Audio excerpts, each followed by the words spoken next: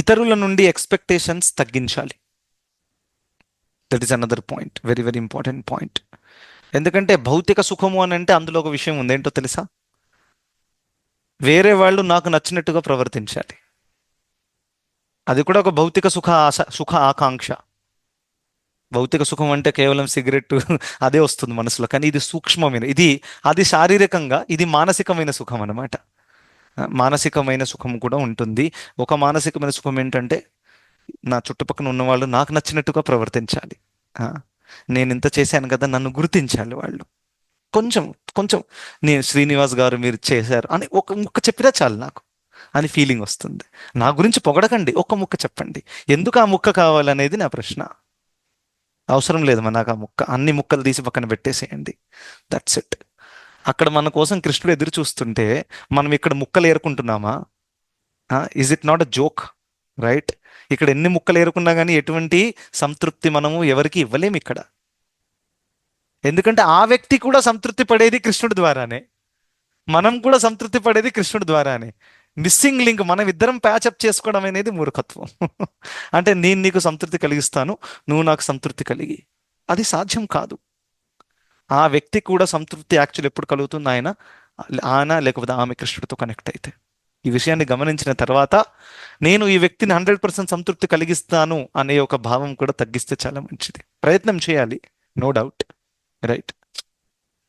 ఇప్పుడు ఒక కుటుంబంలో ఉన్నప్పుడు హస్బెండ్ వైఫ్ కోసం సంతృప్తి కలిగించడానికి అనేక కార్యాలు చేస్తారు, వైఫ్ కూడా చేస్తుంది. తల్లిదండ్రులు పిల్లల కోసం చేస్తారు. కరెక్ట్. ప్రయత్నం చేయాలి, ఎందుకంటే విదిక్త ధర్మం కాబట్టి ఇతరులు సుఖశాంతిగా ఉండేటట్టు మనం మన ప్రయత్నం చేయాలి. మానవ మాత్రము మన ప్రయత్నం. కానీ మనం ఎవరిని కూడా 100% సంతృప్తి కలిగించరాదు. ఈ వాస్తవాన్ని స్వీకరించాలి. సో ఈ మానసికమైన సుఖాన్ని కూడా మనం త్యజించాలి. ఎప్పుడెప్పుడు శారీరక సుఖం త్యజించడం ఈజీ అయిపోతుంది. మానసిక సుఖం ఏదైతే ఉందో, ఇతరులు నన్ను గౌరవించాలి, నేను చేసిన కష్టాన్ని గుర్తించి నన్ను మెచ్చుకోవాలి, నేను నాకు నచ్చిన విధానంగా ప్రవర్తించాలి, ఇటువంటి భావాన్ని త్యజించడం కూడా చాలా ఇంపార్టెంట్ సంతృప్తి కావాలంటే జీవితంలో. హ్మ్. ఇది ఎలా పెంపొందించుకోవచ్చండి? ఇతరుల నుండి ఎక్స్పెక్టేషన్స్ ఎలా తగ్గుతాయి? It's big question. ఎవరైనా చెప్తారా? ఇతరుల నుండి ఎక్స్పెక్టేషన్సే లేవు నాకు అసలు. ఆ, నేను ఇంటికి వచ్చాను, మా భార్య నన్ను అడగలేదు కూడా అనుకోండి, ఇవాళ అన్నం తింటారా అండి అనేది. నాకు కొంచెం కూడా ఫీల్ అవ్వలేదు. అటువంటి స్థాయికి ఎలా రావడం అనేది. ఎస్, చెప్పండి. చంద్రకళ గారు హ్యాండ్ రైస్ చేశారు.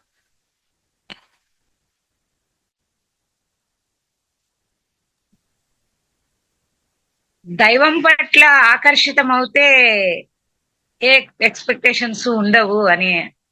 భావిస్తున్నానని. దైవం పట్ల ఆకర్షితం, వెరీ క్లోజ్ ఆన్సర్. ఎస్, ఇంకొకరు ట్రై చేస్తారా? ప్రభుజీ, హరే చెప్పండి. కృష్ణ. మనకి జనరల్ గా ప్రతి ఒక్కరికి ఈగో ఉంటుంది ప్రభుజీ. కరెక్ట్.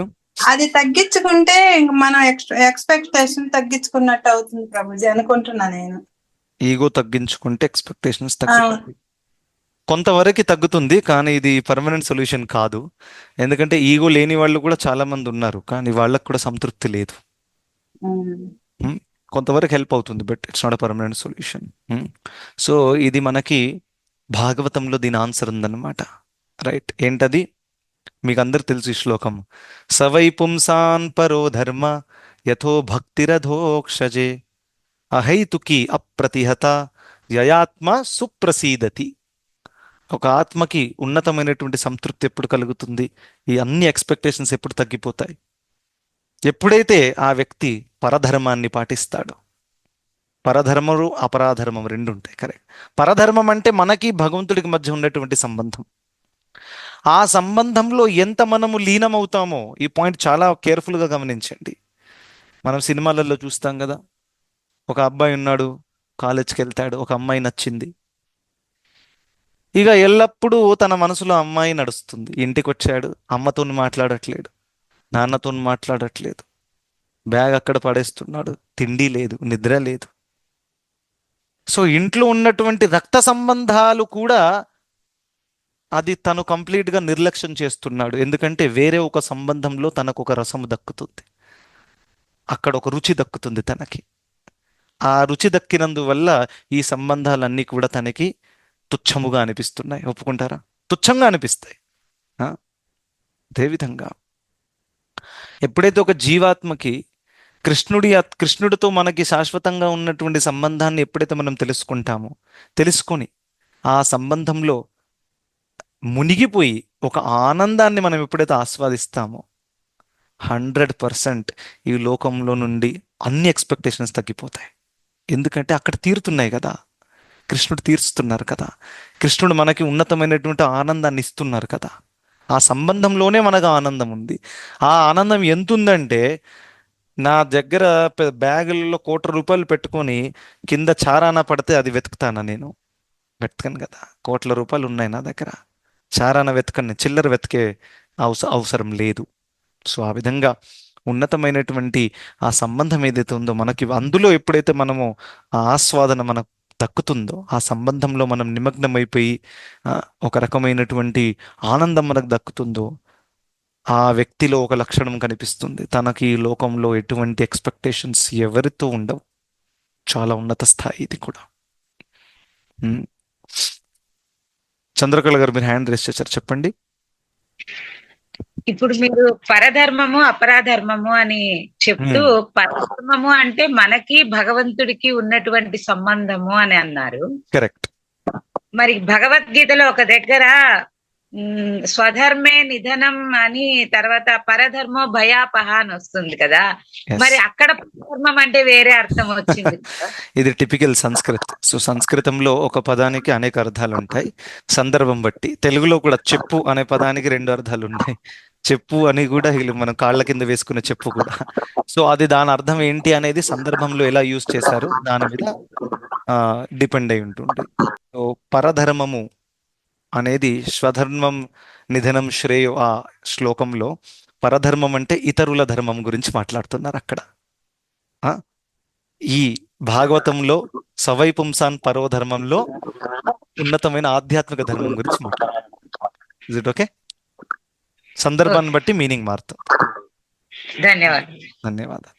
ఫర్ ఎగ్జాంపుల్, సంస్కృతంలో హరి అనే పదానికి 40 అర్థాలు ఉన్నాయి. 40.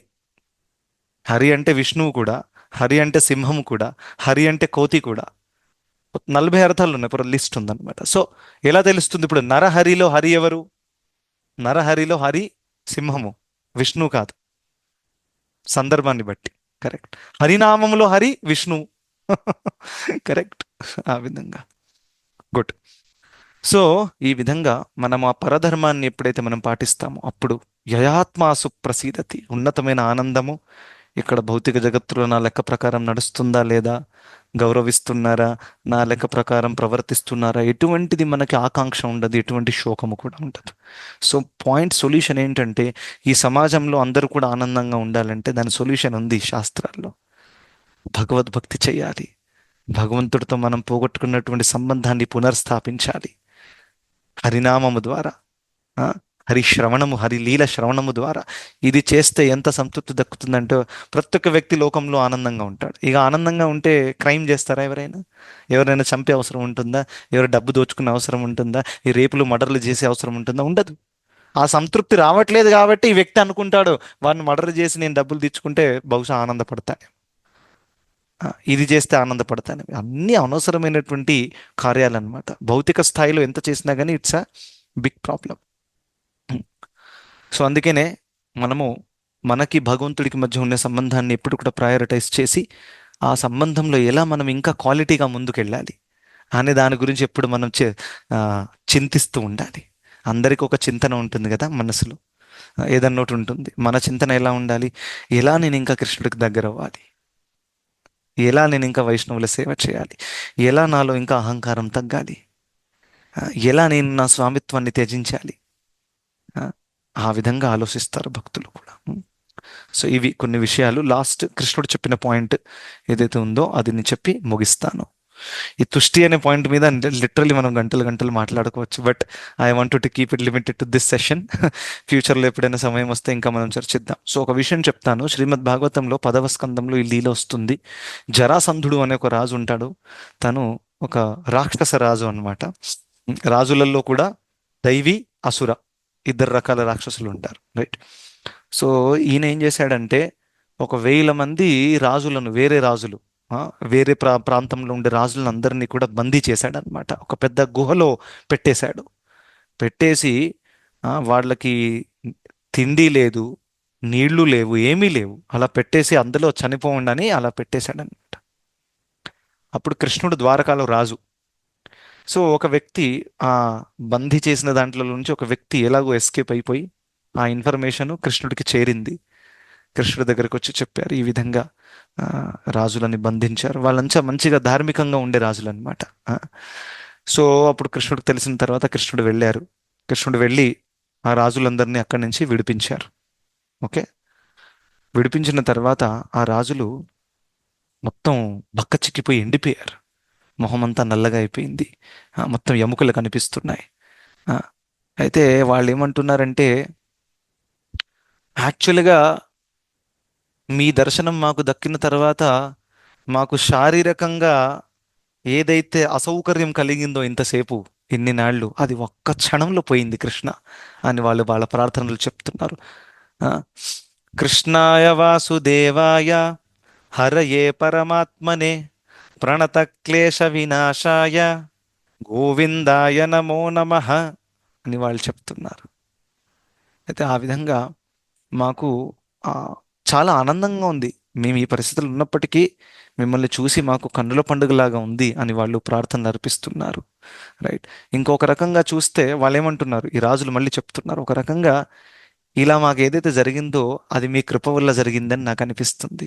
ఎందుకంటే ఒక రాజుగా మేమందరం కూడా ఎప్పుడు అహంకారంలో మునిగి ఉండేవాళ్ళం. నేను రాజుని, అందరూ నాకు సలాంలు కొట్టండి ఆ, అని ఆ స్వామిత్వం చాలా ఉండింది. మీ కృప వల్ల ఆ స్వామిత్వం ఇప్పుడు తగ్గిపోయింది. ఎందుకంటే మేము ఈ పరిస్థితికి వచ్చాం. లిటరల్గా రోడ్డు మీదకి వచ్చేసాం మేము. ఏమీ లేదు మా దగ్గర. రాజ్యం పోగొట్టుకున్నాము, తినడానికి తిండి లేదు, మాట్లాడే శక్తి కూడా లేదు. ఇది మీ కృప వల్ల అని వాళ్ళు చెప్తున్నారు. ఇలా వాళ్ళు వాళ్ళ సైడ్ నుంచి ప్రార్థనలు అర్పించారు. ఇప్పుడు కృష్ణుడు ఇచ్చిన రిప్లై చూడండి. ఈ రిప్లై చాలా చాలా చాలా ఇంపార్టెంట్. నేను స్క్రీన్ మీద షేర్ చేస్తాను. ఎంత అద్భుతమైన రిప్లై ఇచ్చారు. కృష్ణుడు చెప్పారు, అందరు కనిపిస్తుందా? ఎవరైనా కన్ఫర్మ్ చేస్తారా? కనిపిస్తుంది ప్రభుజీ. Very good. సో నేను ఆ లైన్ చదివి తెలుగులో చెప్తాను. Everyone takes birth in this material world in continuation of his previous life. ఇది కృష్ణుడు చెప్పే వాక్యాలు. And thus he subject to the stringent laws of nature such as birth and death, distress and happiness, profit and loss. ప్రతి ఒక్క జీవాత్మ ఈ లోకంలో పూర్వంలో చేసినటువంటి కర్మల యొక్క ఫలితాల వల్ల, ఇంకా ప్రకృతి యొక్క నియమాలలో బాధ్యుడై జన్మము, మృత్యువు, దుఃఖము, సుఖము, జయము, పరాజయము ఇటువంటివన్నీ కూడా అనుభవిస్తాడు ఒక వ్యక్తి. దాని తర్వాత ఏం చెప్తున్నారు? One should not be disturbed by duality but should always be fixed in my devotional service. ఇటువంటి ద్వంద్వాల మధ్యలో ఉండి డిస్టర్బ్ అవ్వకూడదు, విచలన కలగకూడదు. కృష్ణుడే స్వయంగా వాళ్ళ భక్తులకు చెప్తున్నారు, విచలన కలగకండి. ఇవన్నీ కూడా పూర్వంలో చేసినటువంటి కర్మల వల్ల దక్కేటటువంటి ఫలితాలు. ఇవన్నీ ఫలితాల మధ్యలో ఉండి డిస్టర్బ్ అవ్వకండి, ద్వంద్వాలు డిస్టర్బ్ అవ్వకూడదు. దాని తర్వాత ఒక లైన్ చెప్పారు, always be fixed in my devotional service. ఈ ద్వంద్వాల మధ్యలో ఉండి కూడా నా భక్తిలో నెలకొని ఉండండి. ఫిక్స్డ్ అంటే ఇక కదలకుండా, వారానికి ఒకసారి, నెలకోసారి కాదు, కదలకుండా అంటే ఫిక్స్, అనుక్షణం. దాని తర్వాత అద్భుతమైన లైన్ చెప్పారు, ఆ విధంగా అన్ని పరిస్థితులలో సాటిస్ఫైడ్గా ఉండండి అని చెప్పారు. ఈ ఒక్క స్టేట్మెంట్ చాలు. నిజంగానే కృష్ణుడు అంటే మనకి ప్రేమ, గౌరవం ఉంటే ఈ ఒక్క స్టేట్మెంట్ పాటిద్దాం మనం మన జీవితంలో, మన ఆఖరి ఊపిరి వరకు. కృష్ణుడు పర్సనల్గా మనకు చెప్తున్నారు, అన్ని కండిషన్స్లలో దయచేసి సంతృప్తితో ఉండండి, నేను ఆ మాట ఇస్తున్నాను కృష్ణుడు చెప్తున్నారు. అంతా నేను చూసుకుంటా, మీరు మాత్రం remain balanced in the mind. మనస్సులో ఏమంటారు, బ్యాలెన్స్ అంటే ఏంటి? అటు ఇటు కాకుండా, జయము పరాజయము డిస్టర్బ్ అవ్వకుండా సమంగా ఉండండి మనసులో. ఇంకా అన్ని పరిస్థితులలో సంతృప్తితో ఉండండి, అది మీకు నచ్చినా నచ్చకపోయినా. దాని తర్వాత ఎలా అండి, ఎలా ఉండొచ్చు కృష్ణ, మీరు అదే చెప్తారు, ఈజీయే. మేము ఎలా చేయాలి, దానికి ఒక లైన్ చెప్పారు ఇక్కడ. ఇవన్నీ కూడా నేనే మీకు ఇచ్చినదని గుర్తుపెట్టుకొని సంతృప్తితో ఉండండి. నేనే ఇచ్చాను, కన్సిడరింగ్. ఇది కృష్ణుడు స్వయంగా చెప్తున్నారు, నేనేదో ఇమాజినరీ స్టోరీ చెప్పట్లేదు. కృష్ణుడు ఏం చెప్తున్నారంటే అవన్నీ నేనే మీకు ఇస్తున్నాను పర్సనల్గా మీ మంచి కోసము, అది గుర్తుపెట్టుకొని సాటిస్ఫైడ్గా ఉండండి అని చెప్తున్నారు కృష్ణుడు. రైట్. సో కృష్ణుడు తన కృపని దుఃఖం రూపంలో కూడా ఇవ్వచ్చు, ఒక హెల్త్ ప్రాబ్లం రూపంలో కూడా ఇవ్వచ్చు. చూడండి, ఎప్పుడెప్పుడు ఒక హెల్త్ ప్రాబ్లం వల్ల కూడా మనం చాలా ఆధ్యాత్మికంగా ఎదుగుతాం, వైరాగ్యం కలుగుతుంది. చూడండి, హెల్త్ ఎలాగో ఒక రోజు పోతుంది, కానీ వైరాగ్యము, ఆధ్యాత్మిక ఉన్నత స్థాయి ఈజీగా రాదు, జన్మజన్మలు పడతాయి.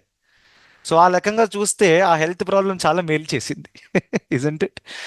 ఎందుకంటే ఎంతో మంది ఉన్నారు, ఇంత ఈజీగా భగవంతుడి పట్ల శ్రద్ధ, ఈ భౌతిక జగత్తు నుండి వైరాగ్యము ఇది రాదు, జన్మలు చేసినా కానీ రాదు. కానీ ఇంత ఈజీగా వచ్చింది అంటే భగవంతుడు అపారమైన కృప మన మీద చూపించాడు. ఈ విధంగా లాస్ట్లో ఎవరైతే ఈ విధంగా సంతృప్తితో ఆనందంగా ఉండడానికి ప్రయత్నిస్తారు, ఈ విధంగా భౌతిక జగత్తులో ఒక వ్యక్తి జీవించాలి అని కృష్ణుడు చెప్తున్నారు. సో ఇది ఈ భాగవతంలో కృష్ణుడు పర్సనల్గా చెప్పిన వాక్యాలు. సో ఇది మనం గుర్తుపెట్టుకొని మనము ఎప్పుడు కూడా ఇది మన మనసులో ఫోర్గ్రౌండ్లో ఉండాలి. ఏమవుతుందంటే ఇవన్నీ కూడా బ్యాక్గ్రౌండ్లో వెళ్ళిపోతాయి. బ్యాక్గ్రౌండ్లో వెళ్ళిపోయినప్పుడు, పరిస్థితి వచ్చినప్పుడు ఇవి సరైన సమయానికి గుర్తురావు. ఇంకా లోపల నుంచి మనసు స్టోరీలు చెప్పడం స్టార్ట్ అయిపోతుంది. ఆల్రెడీ మనకి బీపీ అంతా కూడా హై అవ్వడం స్టార్ట్ అయిపోతుంది, ఇలా ఎందుకు జరిగింది, అలా ఎందుకు జరిగిందని. అలా కాకుండా ఇది ఫస్ట్ ఉండాలి మన దగ్గర మనసులో. కృష్ణుడు చెప్పారు కదా, ఆయన స్వయంగా చెప్తున్నారు కదా, అంటే ఆయన ఆ భక్తులకు చెప్పారంటే మనకు కూడా చెప్పినట్టే. మనం కూడా తన భక్తి చేస్తున్నాం కదా. సో ఆ వాక్యం మనకు కూడా అప్లై అవుతుంది. ఏ విధంగానైతే అర్జునుడికి చెప్పారో, అర్జున శోకించకు అనవసరంగా, నువ్వు దేహాత్మ బుద్ధి వల్ల ఏడుస్తున్నావు, ఆ స్టేట్మెంట్ మనందరి కోసమే. అర్జున్ని అడ్డు పెట్టుకొని చెప్పారు అంతే, ఇంకేం లేదు. రైట్. సో ఆ విధంగా ఈ స్టేట్మెంట్ కూడా చాలా చాలా ఇంపార్టెంట్. ఇదంతా కూడా ఇచ్చింది నేనే, నేను ఇచ్చిన కృపగా భావించి నువ్వు అడ్జస్ట్ అయిపో. సో దాని అర్థం ఏంటి? మన ప్రయత్నం మనం చేసిన తర్వాత దాన్ని కృష్ణుడికి వదిలేసేయాలి. ప్రయత్నం చేయకూడదని చెప్పట్లేదు ఇక్కడ. ప్రయత్నం చేయండి, ప్రాబ్లం వస్తే సాల్వ్ చేయడానికి ప్రయత్నించండి, మనకు అనారోగ్యం వస్తే డాక్టర్ దగ్గరికి వెళ్ళాలి, నో డౌట్. దాని తర్వాత మనం కృష్ణుడి మీద వదిలేసేయాలి. సో బాటమ్ లైన్ ఏంటి? Do your best, let Krishna do the rest. That's it. అందరికి ధన్యవాదాలు. హరే కృష్ణ. సమయం అయిపోయింది, రేపటి క్లాస్లో మనం కలుద్దాం.